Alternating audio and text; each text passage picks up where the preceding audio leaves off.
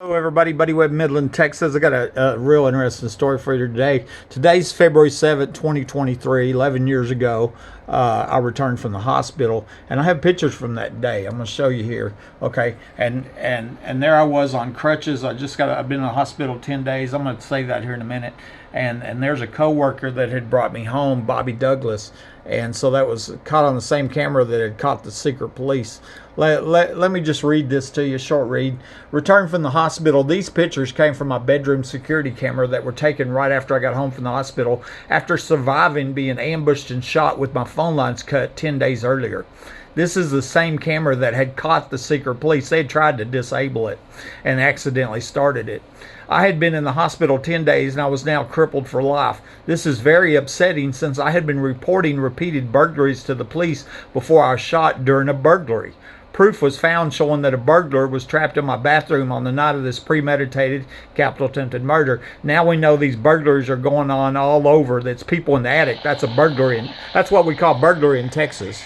And they're going all over Odessa, Midland, and Texas.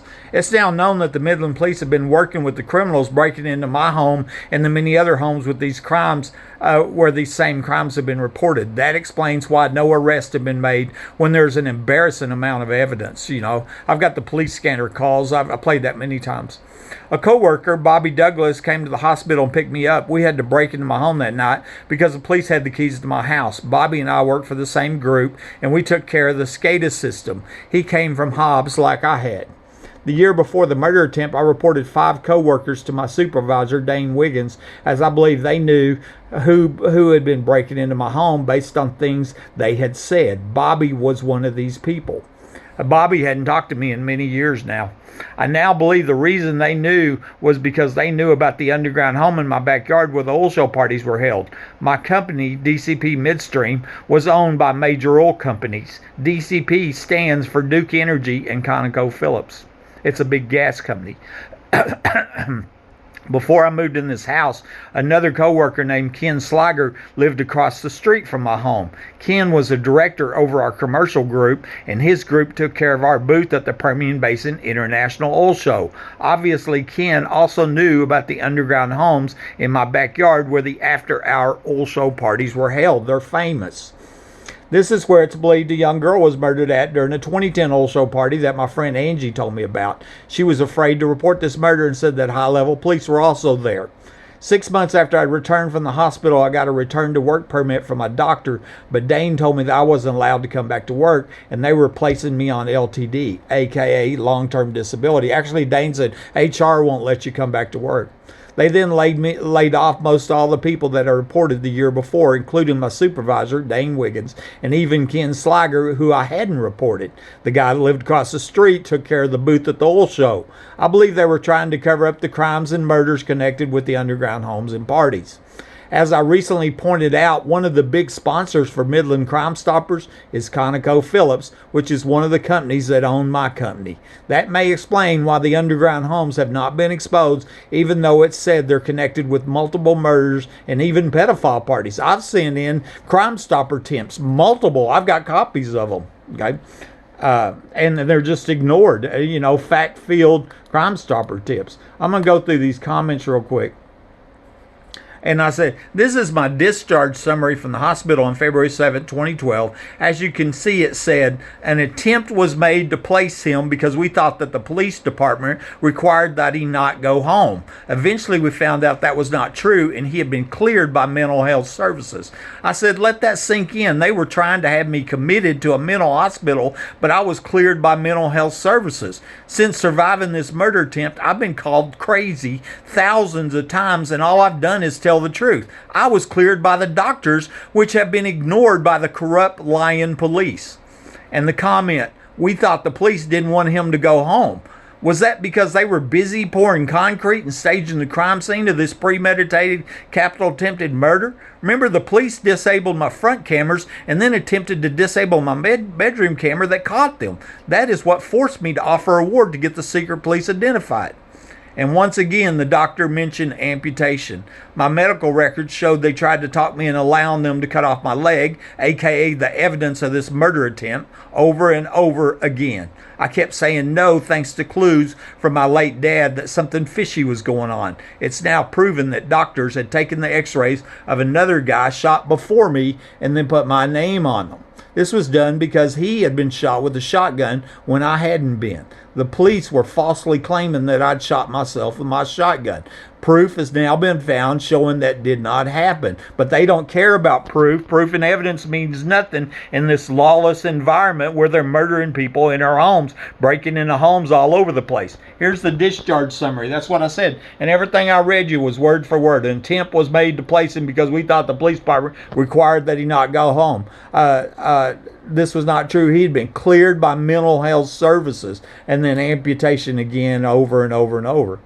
The next comment here was about Dane. I said a few months after the murder attempt, I contacted my supervisor, Dane Wiggins, and I asked him for the documentation showing that I had officially reported 5 co-workers because I believe they knew who was breaking into my home. This was prior to the murder attempt. That's very important because I had reported them officially. He blocked me and never answered this question. Our company, DCP Midstream, later laid Dane off. There's a picture of Dane in one of our meetings, and here's where I wrote him. I said, Dane, do you have the documentation of me reporting to you the 5 people who I believe had knowledge of people breaking into my home? This was a few months before the murder attempt in my life. Call me when you have time. And he blocked me. Blocked me. Can you imagine that? You know, here I'm trying to get evidence in a premeditated capital attempted murder, and he blocked me.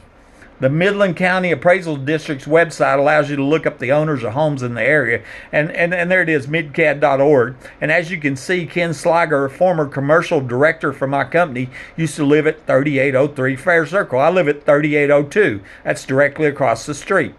Ken's group took care of the DCP booth at the Permian Basin International Oil Show, so I feel sure he knew about the underground home in my backyard where it's believed the after-hour oil show parties were held.